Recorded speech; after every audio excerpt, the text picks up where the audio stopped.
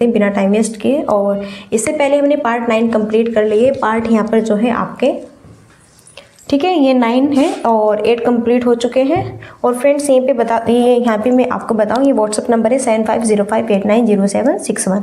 अगर आपको ये PDF और ये गद्यांश है ना, लास्ट में पेडागोगी के MCQ सारी चीज़ें चाहिए विद आंसर आपको, तो आप जो है यहाँ पे व्हाट्सएप पे मुझे मैसेज कर सकते हैं। मैं आपको ग्रुप में ज्वाइन कर दूँगी या फिर नीचे डिस्क्रिप्शन में ग्रुप का लिंक भी शेयर कर दिया जाएगा, वहाँ से भी आप ज्वाइन हो सकते हैं।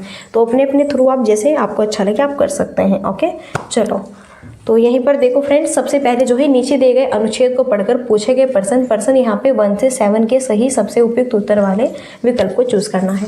मैं यहाँ पर आपको ये चीज़ पढ़ के दिखाऊंगी और फिर लास्ट में मैं यहाँ पर आपको इसका जो अर्थ है, मीनिंग है, अपने शब्दों में बताऊंगी। देखो, हेवल घाटी के गांव वासियों ने चीड़ के पेड़ों के हो रहे विनाश के विरुद्ध जुलूस निकाले।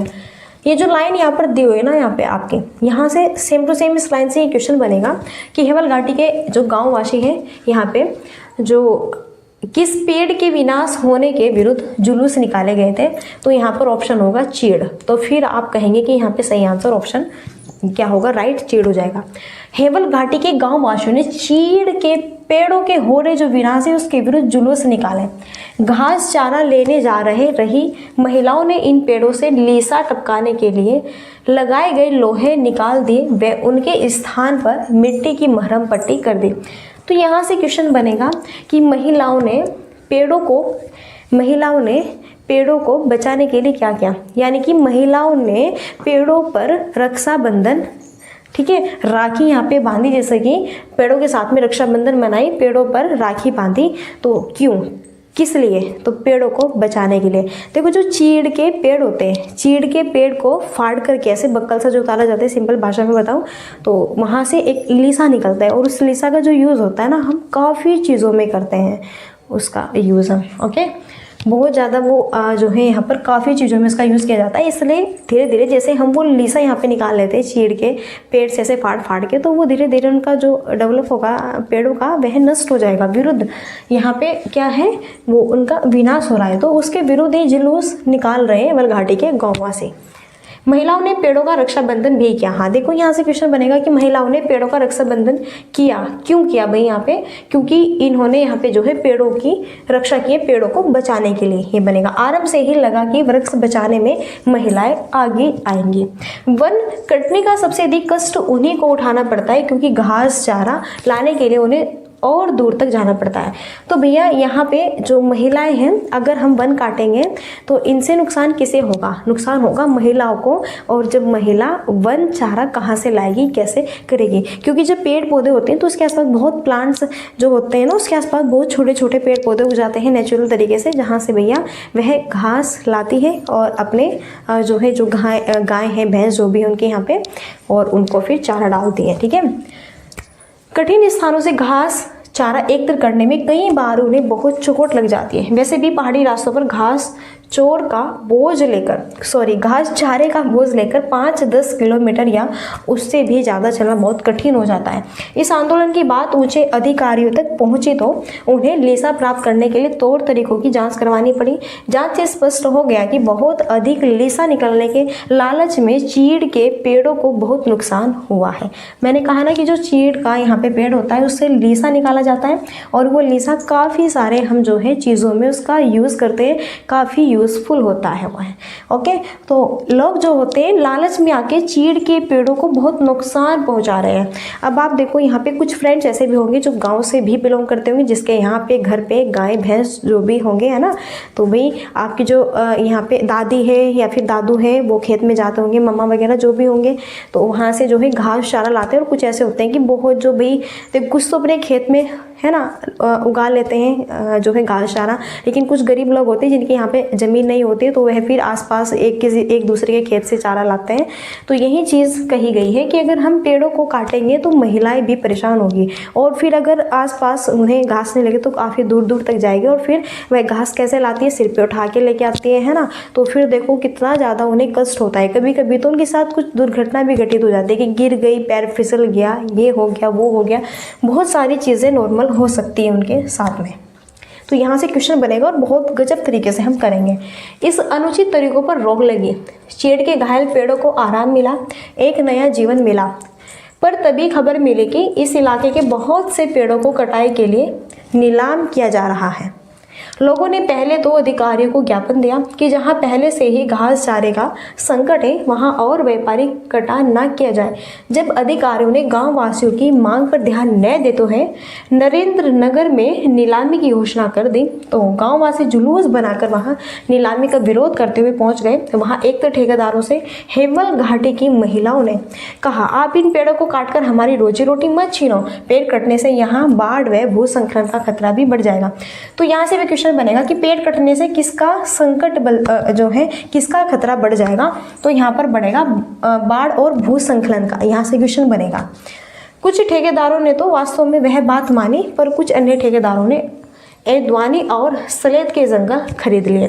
तो भैया आप सब जानते हैं आज के टाइम में अगर आप शिकायत भी करते हैं पुलिस लोगों के जो है साथ में, तो उन्हें लोग पैसे देके अपनी तरफ कर लेते हैं, जो पैसे वाले होते हैं। गरीब फिर भी वहीं का वहीं रह जाता है, कोई सुनता ही नहीं है गरीबों की। तो ये बात है आज भी, भले ही कितने भी एजुकेटेड क्यों ना हो जाए, लेकिन ये धंधलाबाजी भैया किसी की नहीं रुकने वाली है, ये बहुत गलत है यहाँ पे।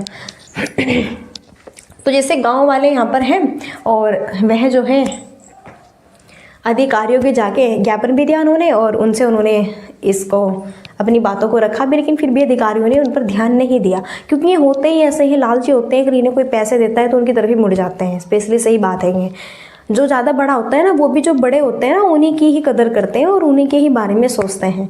जो गरीब वर्ग के यहाँ पे आदमी होते हैं उन्हें कोई नहीं देखता ना, उनकी समस्या कोई देखता है।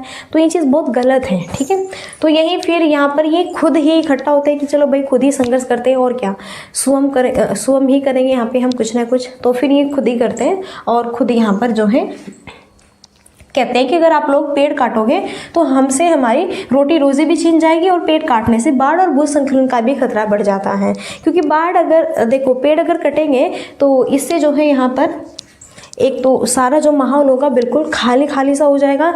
देन अगर भाई बाढ़ वगैरह आ जाती है, भूस्खलन वगैरह है ना, बहुत सारी प्राकृतिक यहाँ पर जो है घटनाएं होती है, अगर इस तरह की आती है तो जो है पेड़ क्या करते हैं, बहुत ज़्यादा रुकाव करते हैं, उसकी रुकावट करते हैं। लेकिन जब पेड़ पौधे नहीं होंगे, प्लांट्स नहीं होंगे, तो फिर तुरंत से यह आप पर हमला भी कर सकते हैं इस तरह, ठीक है।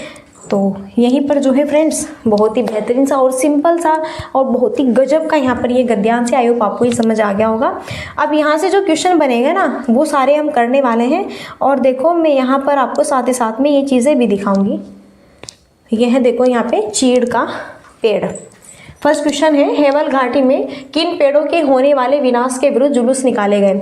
देवदार है, चीड़ है, पीपल, आम। मैंने फर्स्ट गद्यांश की जो फर्स्ट लाइन थी वहीं पे बताया था कि नहीं बताया था? अब अगर ये कहोगे कि समझ नहीं आया तो लगाऊंगी इधर से। देखो एक बताओ, हेवल घाटी में किन पेड़ों के होने वाले विनाश के विरुद्ध जुलूस निकाले गए? भैया थोड़ा दिमाग को ना हिलाओ और बताओ कि यहाँ पे सही करेक्ट आंसर्स क्या होगा। बताओ, क्या हमने देवदार, पीपल, आम की बात की? अरे भाई नहीं की तो क्यों लगाए? हमने तो अपनी चीड़ की बात की है। तो बताओ, बस हमें और ऑप्शन को नहीं देखना है। यहाँ पर देखो ये कैसे जो है पेड़ों का विनाश कर रहे हैं और कैसे इन्हें काट रहे हैं। और यहाँ पर ये जो है ना ये पेड़ है और इसके ऊपर से छाल उतारते हैं। ये जो रेड रेड सा दिख रहा है ना यही क्या है, लेसा है। और यहाँ से फिर पन्नी लगा लगा के ओके बहुत सारे थैले वेले है ना इस तरह से लगा लगा के इस लेसा को निकालते हैं। तो भैया सबसे मेन क्या हो गया ना लोगों के लिए, पैसा पैसा हो गया। भैया पैसा, अगर तुम ज़्यादा पैसे ही मांग रखो तो एक दिन खुद डूबोगे इस पैसे में। ओके तो यही चीज़ है कि पैसे के चक्कर में आकर के आप अपने नेचुरल चीज़ों को वेस्ट कर रहे हैं, नेचुरल चीज़ों को नुकसान पहुंचा रहे हैं। चलो आगे बढ़ते हैं। नेक्स्ट देखो क्वेश्चन, महिलाओं ने पेड़ों का रक्षाबंधन क्यों किया? यह उस घाटी की रस्म थी, पेड़ों को सुंदर बनाने के लिए, उसकी मरहम पट्टी करने के लिए, पेड़ों को बचाने के लिए।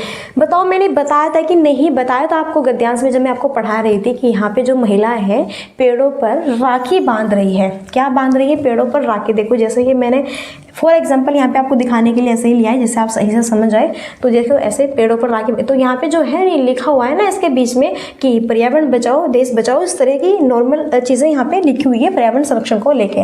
ओके तो यहीं पे किसके लिए बांध रहे हैं? यह पेड़ों को बचाने के लिए हमने ये चीज़ यहाँ पे फॉलो की। चलो चलो चलो मस्त क्वेश्चन है एकदम गजब वाले। ये देखो भैया यहाँ पे प्यारी प्यारी सी दादी माएँ, वन काटने का सबसे अधिक कष्ट महिलाओं को क्यों उठाना पड़ता है? केवल उन्हें ही वन से प्रेम था, उन्हें चारा लाने के लिए दूर जाना पड़ता था, उन्हें वनों की घनी छाया नहीं मिली या फिर उन्हें वनों से लीसा नहीं मिला। तो वन काटने का सबसे अधिक कष्ट महिलाओं को ही क्यों उठाना पड़ता है? वही महिलाओं को तो इसलिए उठाना पड़ता है क्योंकि वही तो आपके जो है घास चारे का इंतजाम करती है। तो उन्हें ही केवल प्रेम था या फिर वनों की छनी छाया नहीं मिलती थी या फिर उन्हें वनों से लीसा नहीं मिलता था, जबकि उन्हें चारा लाने के लिए काफ़ी दूर तक जाना पड़ता था, इसलिए यहाँ पर सो जो है यहाँ पे सेकेंड ऑप्शन क्या होगा? राइट होगा। चलो नेक्स्ट, चीड़ के पेड़ों को किससे बहुत नुकसान हो रहा है? बहुत ऊंचे अधिकारियों से, अधिक घास चारा लाने से, बहुत अधिक लीसा निकालने से, कुछ ठेकेदारों से। तो चीड़ के पेड़ों को किससे बहुत नुकसान हो रहा था? तो चीड़ के पेड़ों को सबसे ज़्यादा नुकसान किससे हो रहा था? भैया यहाँ पर चीड़ के जो पेड़ है, इससे जब लीसा निकालते हैं ये लोग अपने पैसे के लिए, है ना, यहाँ पर, और पेड़ों को, पर्यावरण को नुकसान पहुँच। देखो ये क्या है, यहाँ पे चीड़ का पेड़ है, ये चीड़ के पेड़ है, यहाँ पे ये लग रहे हैं, और ये इन्होंने जो है इसके ऊपर से ऐसे बक्कल से उतारा और फिर इस लीसा को प्राप्त करने के लिए इन्होंने इसमें मशीन सैंडल्स लगाए और देखो कैसे ये पेड़ से ऐसे लीसा निकाल रहे हैं, देखो दिख रहा है ना। और भैया जब ये इन्हें निकालेंगे तो जो ये पेड़ होगा ना, पेड़ का जो विकास होगा ये धीरे धीरे नष्ट हो जाएगा अपने आप। चलो तो यहाँ पर सही आंसर क्या होगा? बहुत अधिक लीसा निकालने से। C option is the right answer होगा। नेक्स्ट देखो यहाँ पे 5 क्वेश्चन है स्क्रीन पर। पेड़ कटने से किसका खतरा बढ़ जाएगा? मैंने बताया था ना, बाढ़ और लकड़ी का नहीं, भूस्खलन, बाढ़ का, लकड़ी का नहीं, चारे का नहीं, बल्कि भूस्खलन और बाढ़ का।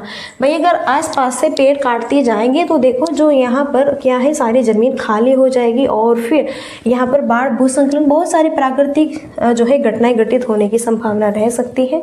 इस तरह से नॉर्मल मैंने यहाँ पे आपको ये इसलिए दिखाया जिससे थोड़ा आप समझे भी।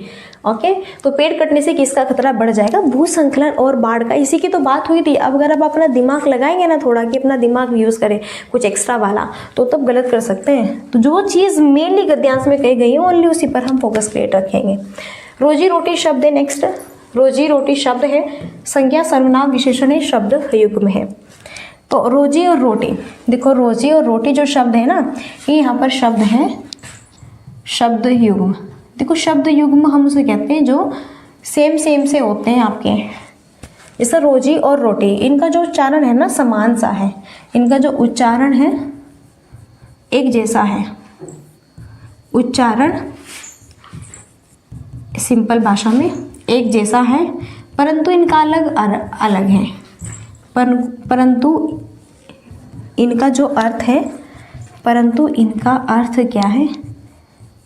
अलग है। जैसे यहाँ पे है रोजी रोटी, रोजी रोटी, ओके, समान से है ना, सेम इनकी बोलने में समान लग रही है ना उच्चारण। यहीं पे जैसा मैं यहाँ पे लूँ, जैसा जैसा तैसा, जैसे यहाँ पे मैं लूँ खाना पीना, खाना पीना, और भी बहुत सारे एग्जाम्पल है। तो ये सभी क्या है? शब्द युग में।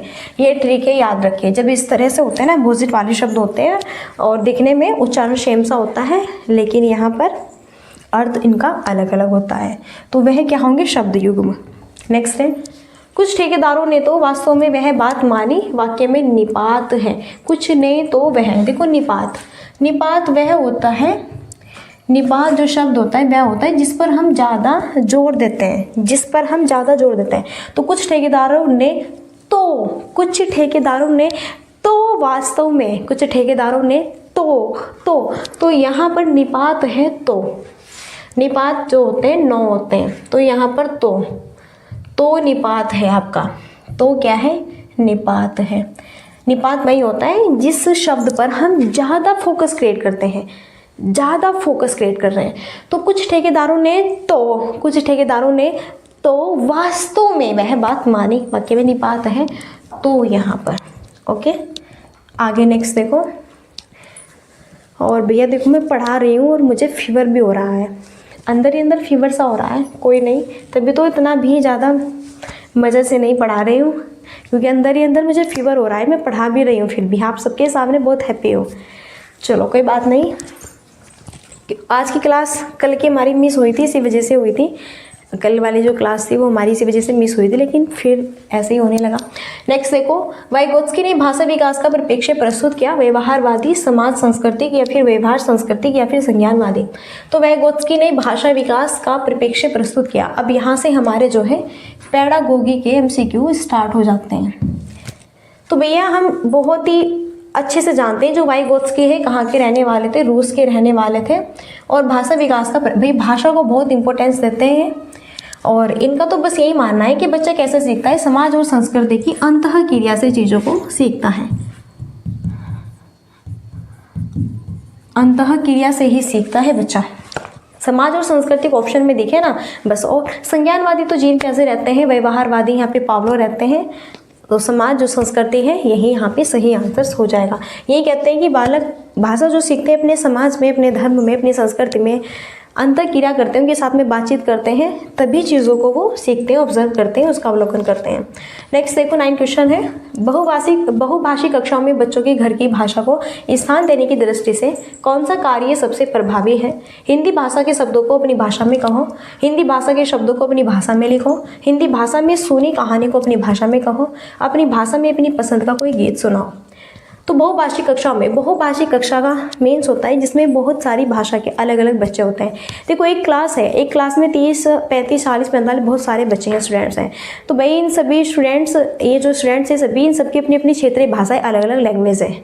ओके, तो जब बहुभाषी कक्षाओं में काफ़ी बच्चे होते हैं तो उनकी घर की भाषा को स्थान देने की दृष्टि से कौन सा कार्य सबसे बेस्ट होगा? अब देखो यहाँ पे अलग अलग क्षेत्र से, धर्म से, अलग अलग धर्म के बैठे हुए बच्चे हैं, अलग अलग उनका इन्वायरमेंट है, पर्यावरण है, अलग अलग उनका यहाँ पे रहन सहन है, नज़रिया है, जो है उनकी बोलचाल भाषा है। तो इस माध्यम से जो है हम किस तरह से बेस्ट उनकी घर की भाषा को स्थान दे सकते हैं। तो सबसे बेस्ट होगा कि अपनी भाषा में, देखो यहाँ पे कहा कि हिंदी भाषा में सुनी कहानी को अपनी भाषा में लिखो, हिंदी भाषा के शब्दों को अपनी भाषा में लिखो, हिंदी भाषा के शब्दों को अपनी भाषा में कहो नहीं, बल्कि अपनी भाषा में अपनी खुद की, हिंदी भाषा की यूज़ नहीं करें, अपनी खुद की भाषा में अपनी पसंद का कोई गीत सुनाओ। तो सही आंसर यहाँ पर क्या होगा? 4। अगर हम ये कहेंगे ना कि हिंदी भाषा में अपनी भाषा को चेंज करो, हिंदी भाषा के शब्दों में अपने अर्थ में लिखो, हिंदी भाषा के अर्थ को अपने शब्दों में कहो, तो ये अभी छोटे छोटे बालक हैं, इन चीज़ों को नहीं कन्वर्ट कर पाएंगे। सो बेस्ट होगा कि अपनी खुद की ही भाषा में अपना खुद का यहाँ पर एक पसंद का कोई गीत है, कविता है, कहानी है, जो भी है वो लिखो। इसलिए यहाँ पे 4 ऑप्शन करेक्ट होगा। नेक्स्ट 10 क्वेश्चन है, देखो कक्षा 5 के बच्चों की हिंदी भाषा का आकलन करने में कौन सा प्रश्न सर्वाधिक उपयोगी है? झूरी के कितने बैल थे? झूरी के बैलों के नाम बताइए। गाय कैसा व्यक्ति था? गया। हीरा समझदार था या मोती, और वो क्यों? भाई तो कक्षा 5, क्लास यहाँ पे 5 है, क्लास 5 के बच्चों की हिंदी भाषा का आकलन करना है। और हिंदी भाषा का आकलन करने में कौन सा क्वेश्चन सबसे उपयोगी है, सबसे बेस्ट है, कौन सा क्वेश्चन? तो झूरी के कितने बैल थे? मानो कि झूरी के यहाँ 2 बैल थे, तो बस इसका एक सिंपल सा यहाँ पे आंसर है झूरी के बैलों के नाम। भाई इसने एक का नाम तो रखा हुआ था, यहाँ पे कुछ भी रख लो, चलो रामू बैल है या फिर श्यामू, नॉर्मल, ठीक है, रख लेते हैं ना कोई कोई नाम यहाँ पे। गया कैसा व्यक्ति था? कोई यहाँ पे कहेगा चलो मानो बहुत अच्छा था, वो कह देगा कि अच्छा व्यक्ति था। और क्या? हीरा समझदार था या मोती, क्यों? तो यहाँ पर हीरा है और मोती है, 2 यहाँ पर व्यक्ति हैं। अब इसमें कह रहे हैं कि हीरा समझदार था या मोती, और वो भी क्यों? तो भैया यहाँ पर अलग अलग हम इनके बारे में बताएंगे। अगर हमें हीरा अच्छा लगता है तो हम कहेंगे हीरा समझदार है, मोती इतना समझदार नहीं है, वह इतना इंटेलिजेंट नहीं है, ये वो फलाना ढिमकाना, ऐसे वैसे, वह ऐसे करता है, वैसे करता है, यूँ हीरा ऐसे। और कुछ दूसरा बंदा हीरा समझदार नहीं है, मोती ज़्यादा समझदार है, वो अच्छे से कार्य करते हैं, वगैरह वगैरह। बहुत सारे हम यहाँ पे जो है इनके बारे में पॉइंट्स बताएंगे। तो यह चीज़ क्यों लगा दिया ना, तो इसमें हम अपने विचार, अपनी भाषा उत्पन्न कर रहे हैं। तो जिस चीज़ में हम अपने विचार, अपनी भाषा, चिंतन, तर्क उत्पन्न करते हैं तो वह नॉर्मलाइजेशन सबसे बेस्ट होता है। और यहाँ पर जो है ये आपका अपसारी चिंतन वाला हो जाएगा। इसमें हम आलोचनात्मक सोच को अपना रहे हैं, इसलिए बेस्ट यहाँ पे ऑप्शन 4 होगा। नेक्स्ट, हिंदी भाषा में आकलन का मुख्य उद्देश्य क्या होता है? बच्चों के व्याकरण ज्ञान को जानना, बच्चों के शब्द भंडार का आकलन करना, प्रभावी भाषा प्रयोग में बच्चों की मदद करना, भाषा प्रयोग संबंधी त्रुटियों का आकलन करना। हिंदी भाषा में आकलन का मुख्य उद्देश्य क्या है? असेसमेंट, देखो जब हम हिंदी यहाँ पे हिंदी भाषा में जब हम हिंदी का शिक्षण करा रहे हैं, हिंदी शिक्षण गतिविधि हिंदी का यहाँ पे सब्जेक्ट्स है और उसमें जो है हम हिंदी में कुछ भी चैप्टर जो है पढ़ा रहे हैं, तो लास्ट में या फिर साथ साथ में हम उसका असेसमेंट भी करते हुए चलते हैं कि हाँ बालक कैसे सीख रहा है, कैसे नहीं सीख रहा है, कहाँ पे क्या प्रॉब्लम्स क्रिएट हो रही है, फिर उसे हम हेल्प भी देते हैं। तो सही बेस्ट आंसर क्या होगा कि व्याकरण ज्ञान को जानने हैं हम यहाँ पे, या फिर शब्द भंडार का असेसमेंट कर रहे हैं, या फिर प्रभावी भाषा प्रयोग में बच्चों की हेल्प कर रहे हैं, या फिर उनकी हम त्रुटियों का आकलन नहीं बल्कि प्रभावी भाषा प्रयोग में बच्चों की मदद कर रहे हैं। कभी कभी ऐसा होता है ना कि भैया कुछ बच्चे कंफ्यूज हो जाते हैं या फिर नहीं बोल पाते हैं जो उनकी भाषा होती है, तो फिर उसी चीज़ को हम उनकी क्षेत्रीय भाषा में, उन्हीं की मातृभाषा में डालने की कोशिश करते हैं, उनके साथ में हम उन्हें मदद देते हैं। तो सही बेस्ट यहाँ पे ऑप्शन सी होगा। नेक्स्ट देखो 12 क्वेश्चन है, बेस्ट मस्त क्वेश्चन है ये भी।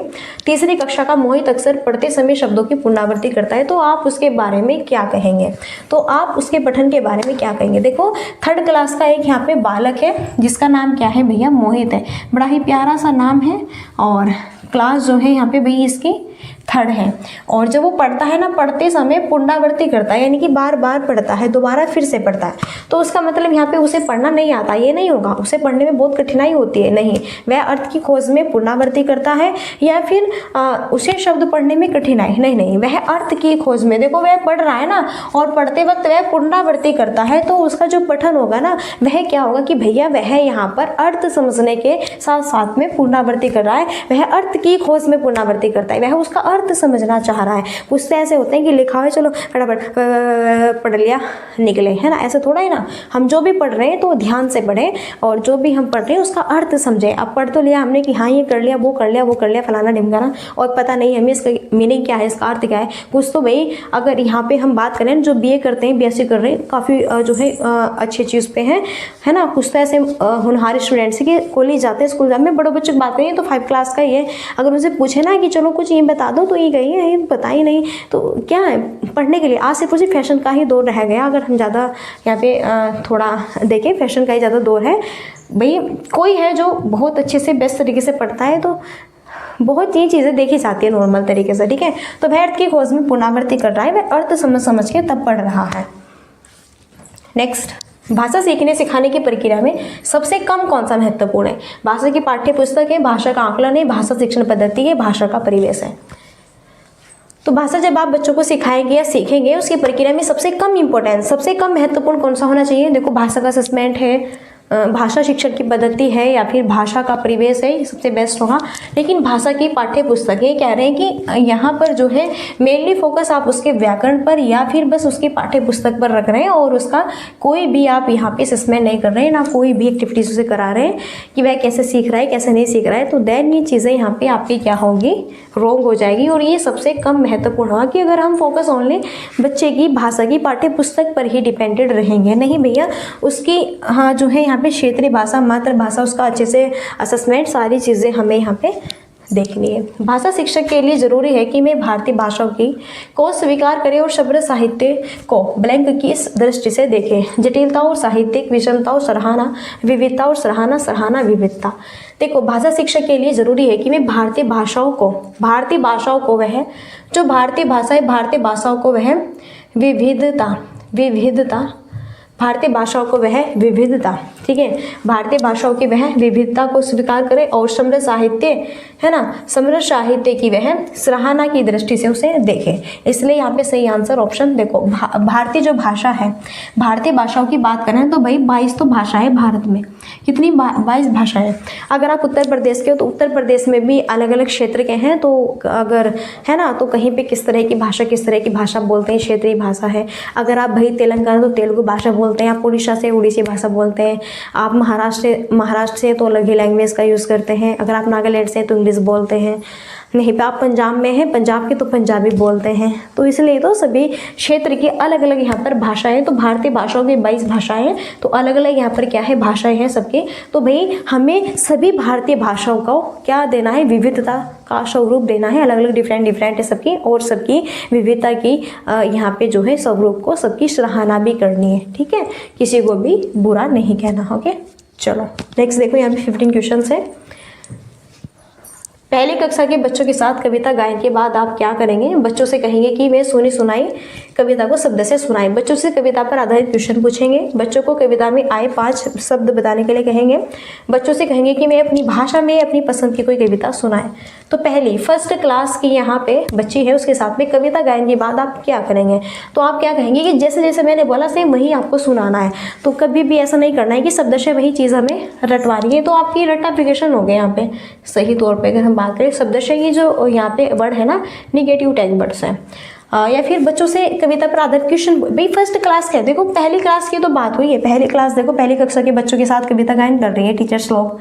तो पहली क्लास के बच्चों से अगर आप कविता कर ले तो वो इतने भी परिपक्व नहीं हुए कि आपने उससे कविता की तो वो तुरंत से आपसे क्वेश्चन पूछ लेंगे, नहीं अब इतने परिपक्व नहीं हुए। या फिर बच्चों को कविता में आए 5 शब्द बताने के लिए कहेंगे, ये भी इतना बेस्ट नहीं है। सबसे बेस्ट होंगे बच्चों से कहेंगे कि वे अपनी भाषा में अपनी पसंद की कोई, देखो अभी तो टीचर्स लोगों ने कविता यहाँ पे सुनाई कि इस देखो ये होती है ना पोएम होती है चिट्ठी की, ऊपर पंखा जलता है नीचे बेबी सोता है, सोते सोते भूख लगी खा लो बेटा मूंगफली, मूंगफली में दाना नहीं हम तुम्हारे मामा नहीं नाना, इस तरीके होती, काफ़ी इंटरेस्ट आता है। तो फिर आप कहेंगे बच्चों को कि चलो ये तो हमने पढ़ाई, अब आप अपने अकॉर्डिंग बताओ। तो बच्चा कुछ भी अपने अनुसार सुनाएगा कि चंदा मामा दूर के, है ना, कुछ भी सुनाएगा। बहुत सारी पोएम्स हैं, कद्दू जी की चली बरात हुई, बताशों की बरसात, बहुत सारी पोएम्स अपनी अपनी जब अपनी भाषा में अपनी पसंद की कोई कविता बच्चे सुनाएंगे तो उससे बेस्ट कोई भी अपॉर्चुनिटी नहीं हो सकती।